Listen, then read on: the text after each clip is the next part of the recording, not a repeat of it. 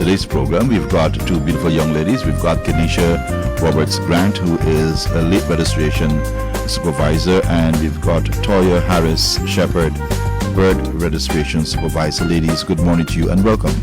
Good morning, sir. Thanks for having us here. Yes, it's really great to have you on this wonderful Thursday morning as we continue to delve into matters concerning the General Registrar's Office. And first up, well, I'm Mark Watson, and I'm sitting in here for Mr. Travis Bruce. Let's get right into the subject. We're going for just about half of an hour, and we'll be talking about late registration, which is a very important conversation. So we're going to start off first with Kenisha to give us an overview. Kenisha. Hi, good morning. I am Ms. Roberts Grant. So late registration is done after a child is born and that child is 1 year, 1 day, and that child was not registered. It's also done for deaths if a person has died, and it's 1 year, 1 day past the date of death, and that person wasn't registered. We refer to that as late registration. Okay. Now, late registration is critical, very important. In fact, the subject of late registration is something that I'm sure a lot of attention is paid to it for various reasons, right? We're going to come back to that a little bit. Let's go across to Toya, who is birth registration, and I'm sure for her the conversation is even bigger because this is your baby, as it were. This is what you deal with. Yes. What I want to talk about is the importance of bedside registration, and that's before we reach to the process of late registration. And this is whereby we register children, babies at birth, either at the hospital, or you can, if a bedside was done without you signing the baby, the father signing, you can come and complete the registration at the General Register Office. Okay. Now, for one listening and probably asking, why is this such an important subject? There are a number of issues related to babies being registered, and you just mentioned father, which sad, but sometimes that's become an issue where sometimes fathers sign or they register, sometimes they don't, and then down the line there are problems. So let's get into more or less what happens when you have issues with. First up, let's look at what is required, the process, what should happen. Both mother and father. Obviously, mommy is always there because it's mommy and baby. But sometimes the daddies are not there, and this is when the problems occur because later down the line you find when daddy wants to be involved and he's not there, or somebody else does the signing, then there's a big problem. So let's go across to Kenisha. Kenisha, the importance of the registration process and the fact that both parents need to be involved. Let's talk about that a little bit. Okay, yeah, registration is very important. That is the first phase of identifying the child after birth. So at my end, what normally would happen is that some mothers, not all actually, would require that they want the child to have the father's name. And that's one of the reasons they wouldn't register the child. Okay. So the mother would want to have the father's name, and the mother would not register because she wants the father to do that. The father should be doing the process. Yes, actually, she'd want the father name to be there listed on the child's birth certificate. And that's one of the reasons why late registration occurs. Because there are times when the father's out of the country, the father may be in the interior or not available, and they would just delay the registration process. Okay, so that's basically the instant when the late registration is done. Yes. Are there other situations or circumstances that may require late registration? Mostly for the interior region. There are times when a child is born at home and the closest health center may be miles away. So sometimes it's until GRO have an outreach in that area, or sometimes the area has some sort of a new leadership, then the late registration is done for the child. Okay, I think Toy wants to say something too on this. Yeah, and not just when they have new leadership. Sometimes what happens when people apply for the birth certificate, then when we search and we realize that they was not registered. Sometimes the parents died and then they realize that the parents never registered the birth. Okay, okay. All right. And there is also overseas registration, which is different. Yes. And for this aspect, before we get into it, I just remind you that we're speaking with our friends from the General Registrar's Office. And the subject, of course, is a new program reminding you what you should know about the GRO. And we've got in with us today Kenisha Roberts Grant, late registration supervisor, and Toya Harris Shepherd, birth registration supervisor. Both supervisors are here to help us understand some of the nitty-gritty into the registration process.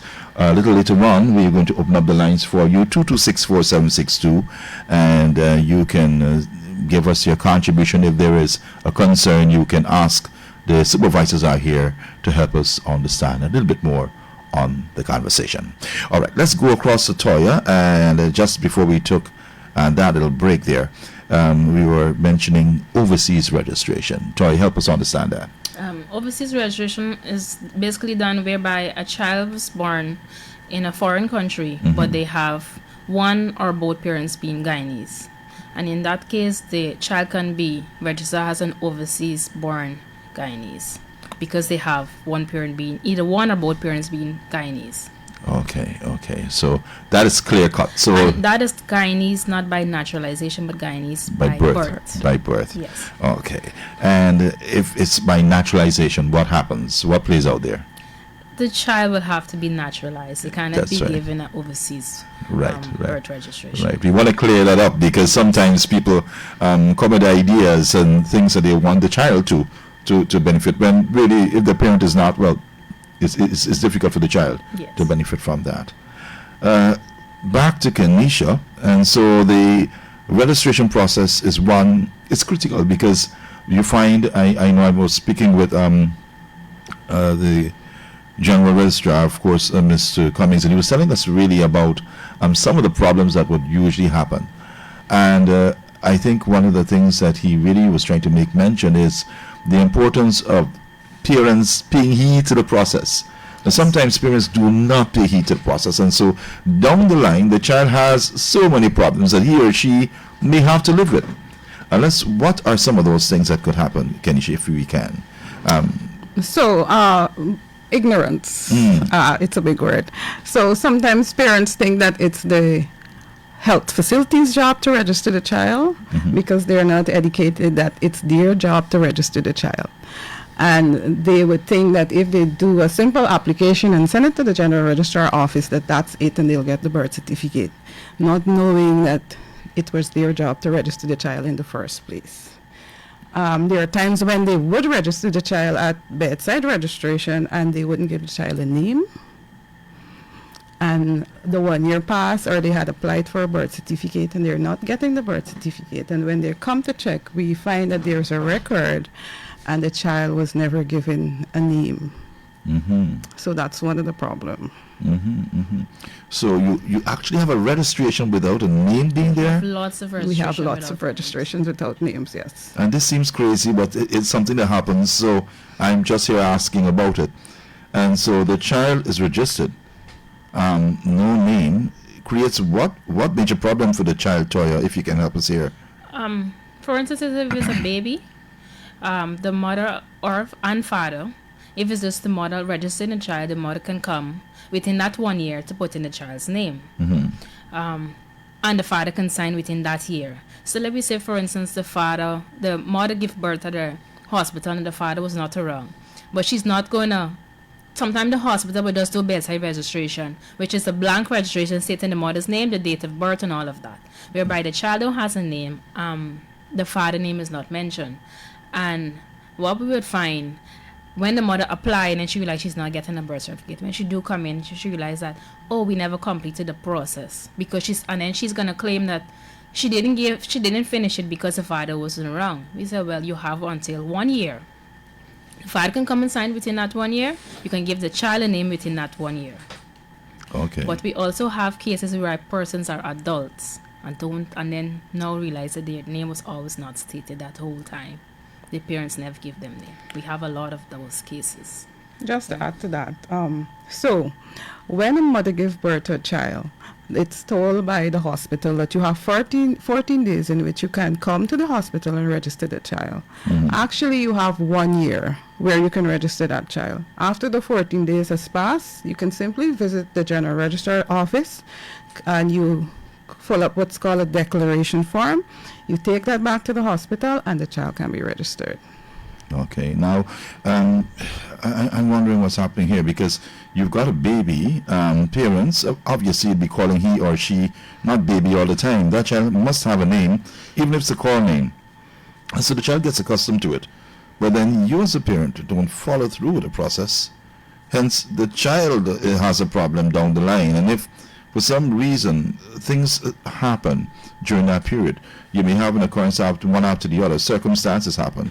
And maybe as a result of the circumstances, you don't have an opportunity or chance to go back to the general registrar's office. It might be a death, it might be some tragedy or something like that. That shows the whole mindset of the baby is born, you have a newborn and all of that, but the whole mindset goes off, and so you don't follow through the process. If the mother passes down the line, and father probably is not around, down the line, that child, he or she, may have some problems. Yes. Actually, In that case, if the mother passes and the father did not get to sign the registration, the father would not be able to sign, right? The child in that case we have as a legal guardian. The legal guardian, once they pass through the child care process and they are already stated as the legal guardian of that child, that person can now come and insert the child's name. Okay. You were saying just now, Kenisha? to add to that, actually there are cases when then the father's name can still be inserted through the court if the mother has passed. That's true. They can get an order of the court, and once the court orders the general registrar to add the father name, it can be added. Okay.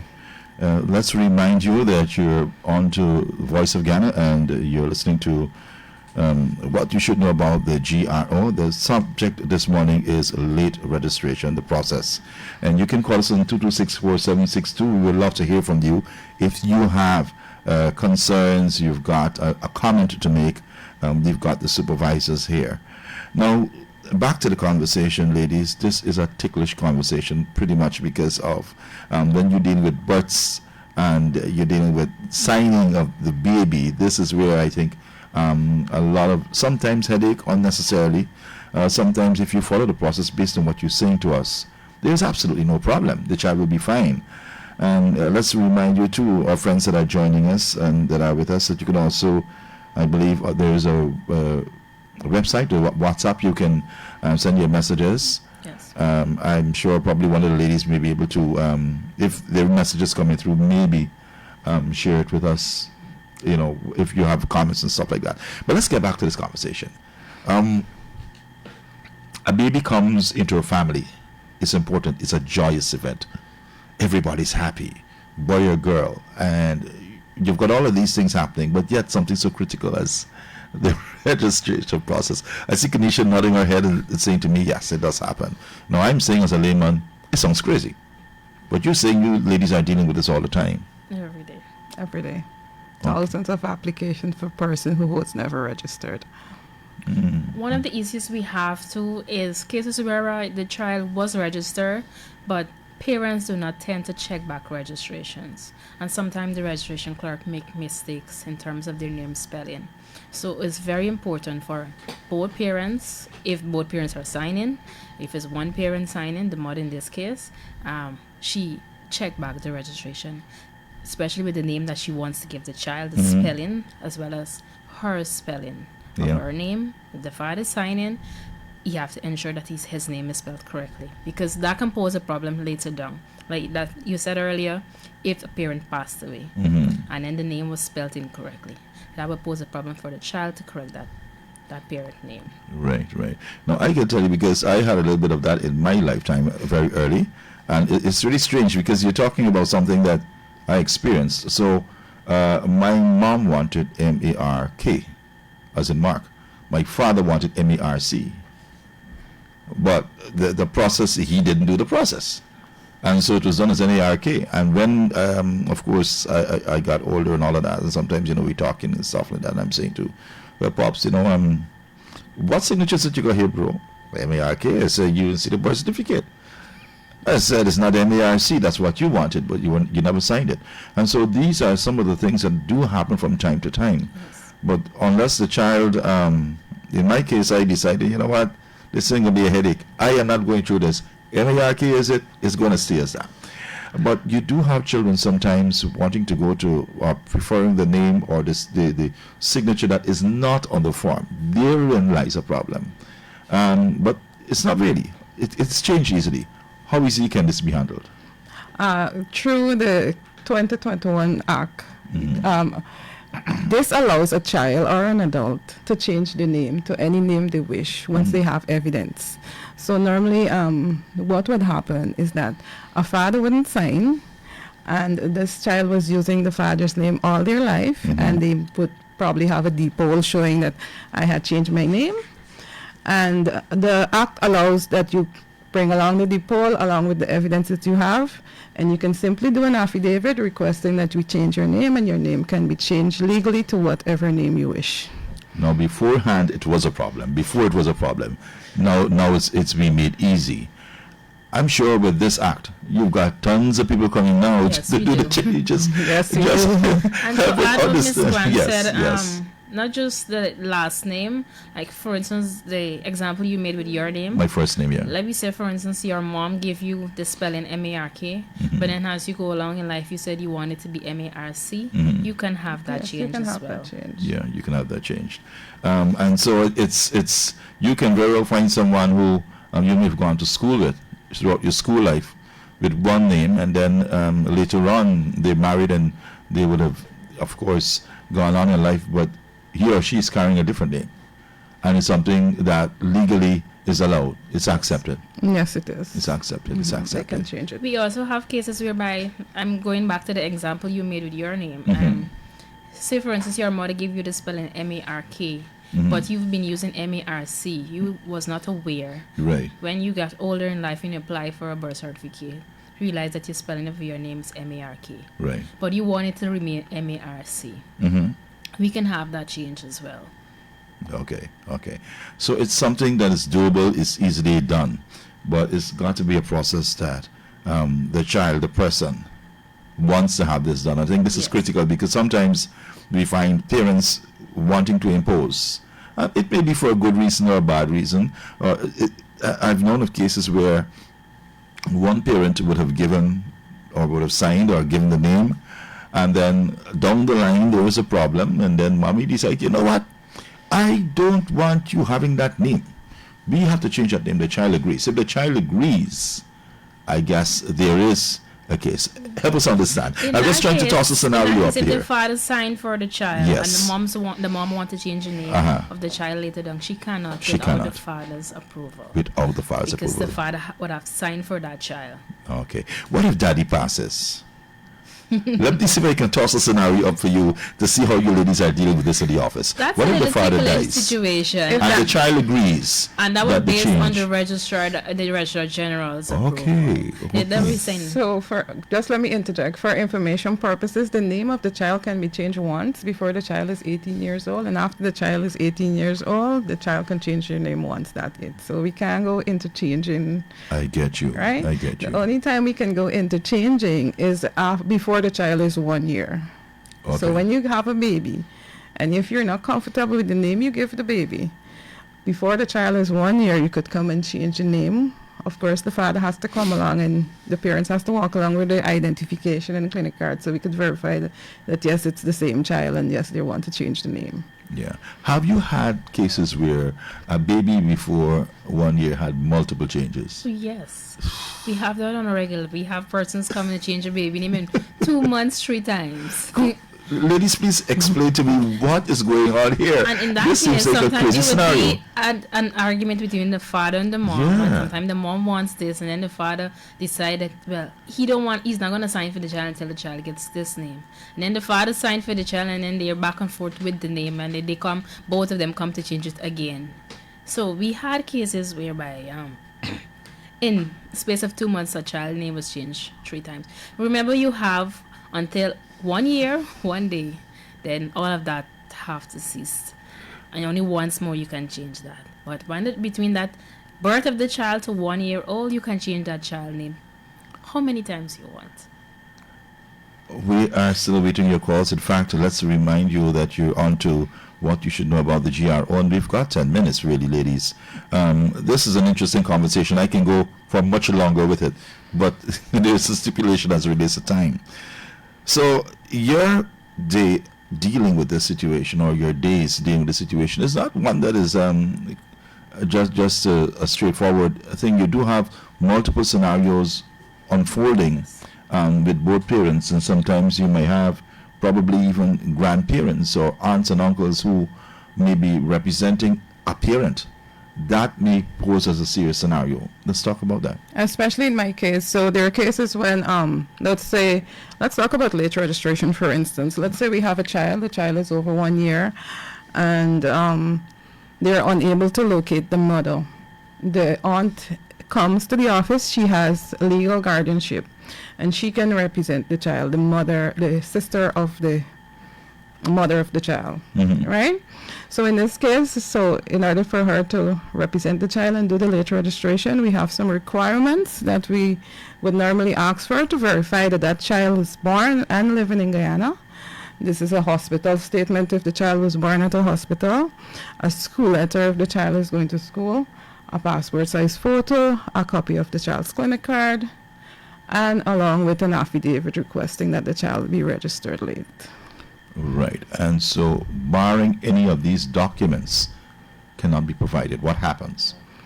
What happens, let's say it's in an Amerindian community, we normally would let the two childs write a letter stating that yes, we know that this mother did give birth to this child, or if it's in Georgetown and it has like the pastor or for the church that the family would go to, or let's say they know the regional chairman or someone in high stature, they can write a recommendation, say that yes, this is the situation.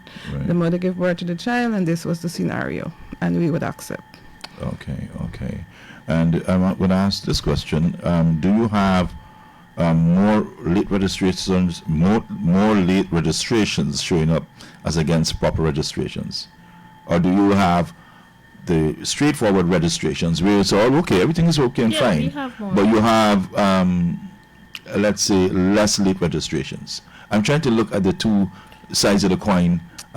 What weighs up more than the If other? we're gonna wait, we have more normal registration being done at the And hospital that's a good because scenario. they've implemented the bedside registration. Yes. But we still have a lot of persons not registered that is coming to do the late registrations. A lot.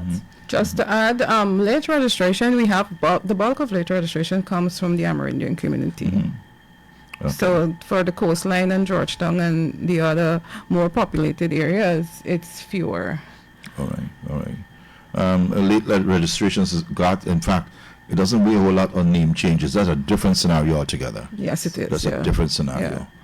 So the bedside registration, which is popular based on things not going right early, and you have the late registration process which kicks in Yes. and takes care of that. The overseas registration is totally different. Yes. Let's remind our friends about the overseas registration, what that The overseas entails. registration is whereby a child was born in a foreign country and they have one or both parents being Guyanese.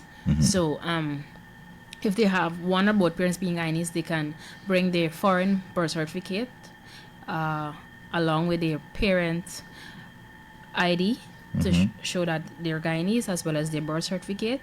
And if this child if it's an adult, in this case, they have to provide some form of identification. If it's that they were born in a country that is not English speaking, they have to have that birth certificate. That's the foreign birth certificate translated. Okay. So registration process, whether early or late, it's important that the child is registered, or in this case, the adult, because you're finding adults you're dealing with now. At the time when the late registration is done, they may have gone past 21 and probably past 18 already. Yeah. And you got to deal with that. Yeah, we have cases with adults. Sometimes it's just the negligence of the parents, or they didn't know that they had to register the child. In cases, sometimes for persons in Georgetown, everybody born in Georgetown Hospital. Yeah. So it may be a case where the child was born home, and they claim that it was Georgetown Hospital. So when you come and check, it's just like you find the entry. It's not a late registration because they were born home. There are cases when the person only knew their call names and they have a book name, as they would say, a legal name, and we would find it's not a late registration. But for adults that are interested or have to do a late registration, it's simple. Once you've been to school, we ask for a school letter. If you're working, we need a job letter. Any form of medical information, your clinic card, your COVID card, a passport size photo, your sibling's birth certificate, an affidavit from your parents or a kin, an aunt, a sister or brother, and the parents' marriage certificate. If they were married, they come into office. We must see the person in person along with the person that's identifying them or the person that's swearing to the affidavit. You come into the office and you start the late registration process for adults. Right. So there's got to be some documentation that links the person to something that was existing while they were here, something legitimate that makes sense that says, well, listen, this person went to school during this time, medical records or something, they may have worked at some place, they may have been assigned to a youth program, some church program, something with documentation that shows that this child has been existing in the locale, the domain, wherever it is, if it has to be Guyana, and that process would be easily completed once that's done. Yeah, also if the person was born at hospital, we normally ask for a hospital statement just to verify that yes, the mother did give birth to the child at the hospital or health center. And for the persons in the hinterland area, most of the time we rely on the Tushos and the village leaders to say that yes, this person was born there, and they start the process. Right. I know the hinterland is kind of ticklish because of the distance and all of that, and sometimes the challenges that they have when coming out to get it done. Sometimes they may come with not all of the documents in place. What happens there? We still accept, because in the hinterlands what we do, we normally relies on the village leaders and the Tushos. So once the Tusho could vouch for us, because I am from a hinterland community, and I know that in those hinterland community everybody knows everybody. Yeah. So once the village leaders could say that yes, they were born to this family, and in the hinterland community there is something called the village books where all of the names are entered for the births in the family, so we normally rely on that information. So if they may not have everything, once the Tusho could vouch, we have the village book, we would normally do it with an affidavit. All right, we've got just about 2 minutes. I'm going to give you ladies a chance to give us a final word. I'm going to go to Kenesha first. Kenesha, just explain for us late registration process for those persons that may have joined us late and they need to get in touch with the GRO, how it is done, what that entails. The late registration process is done for any Guyanese that is 1 year and 1 day older and has not been registered. Okay. The requirements are hospital statement, a passport size photo, clinic card, school information, your brothers and sisters' birth certificate, and an affidavit from your parent or a close kin. Okay. And Toya, I'll ask you to help us with the overseas registration and what that entails, how it was done. Okay, and overseas registration is done for any persons born in a foreign country that they have either one or both parents being Guyanese. They can bring their foreign birth certificate. If it's not in English, you can have that translated.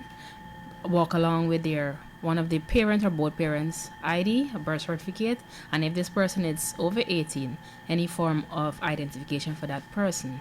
One other thing I want to talk about before I go, please ensure parents, especially mothers that is about to give birth, please, when you're going to the hospital, in that hospital bag, try to walk with some form of ID, whereby if a person is married, they can try to walk with their marriage certificate so that they could try to complete that process at bedside so they don't have to go back, because persons tend to forget. Another thing, mothers and fathers, please do not use your call name when you sign in that registration.